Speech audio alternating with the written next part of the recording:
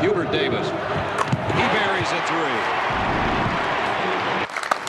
Yeah, he did a lot of that. I'll tell you about that in just a second. But Hubert Davis started his time in Chapel Hill as a player in the late 80s, taking them to the Final Four. He was part of the championship team in 2017 as an assistant under now former head coach Roy Williams as well. Now, the team hasn't gotten out of the first weekend of the tournament since that year, so I think he wants to change that. That's my guess. But as you can imagine, he's learned a thing or two from Roy over the years.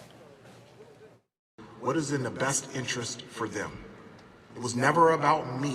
It was always about we for Coach Williams.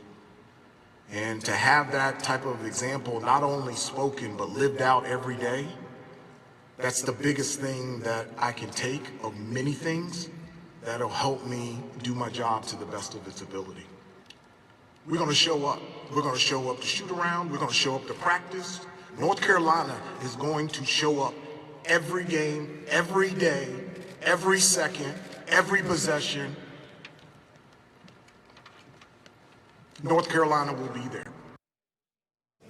That's one of those run-through-a-brick wall speeches, right, guys? Well, it's good they're not going to miss any games. They're going to show up. That is also good to know, right? Time to bring in a CSL regular to help break this down, though. He's got strong ties to what's going on up in Chapel Hill. He's the ACC Network's Wes Bryant. Wes, welcome back to CSL. How are you doing tonight? What's going on, guys? I'm doing great. Glad to be with you once again, talking ball as usual.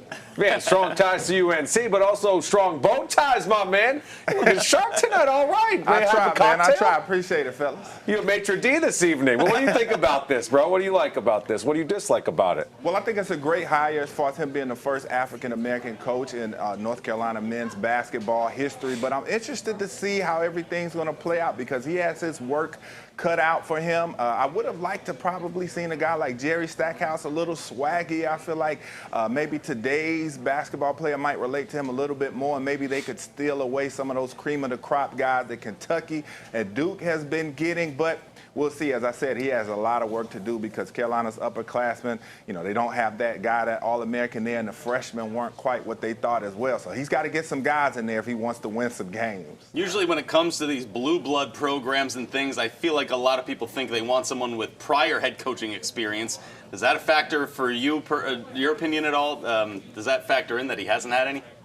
No, it doesn't, because I think a lot of these guys, they know basketball. Look, these guys have been playing basketball for decades. They've been coaching for decades. They know the game. It's just going to come down to X's and O's in tight situations. And I think he's been on the bench enough and been around the right people to absorb that basketball IQ to be able to know what to do. But he'll have his bumps and bruises like anybody. Listen, IU just brought in a guy that's got strong ties to Indiana. He's played there. He's coached at all the levels. Well, Hubert Davis, this dude's got strong ties to UNC. So you want what they say, a Michigan man or a North Carolina man, Indiana man. He's got this. He's been there as a Tar Heels 88 to 92 when he played. After that, had a long career in the NBA. And by the way, in case you didn't know, he is the second best three-point percentage shooter in NBA history. Wow. Just behind Steve Kerr and ahead of Steph Curry. So, come on, man, Wes. This dude's got some swag. He did it at the highest level and did it really well. Listen, he played basketball in the NBA when they were playing 75 to 70 Knicks Heat, man. I think those young boys, they want to see Stackhouse with the reverse dunks and the felines. You remember the felines, right? The Stackhouses? Yeah, but, I mean, Stackhouse ain't exactly 28. I mean,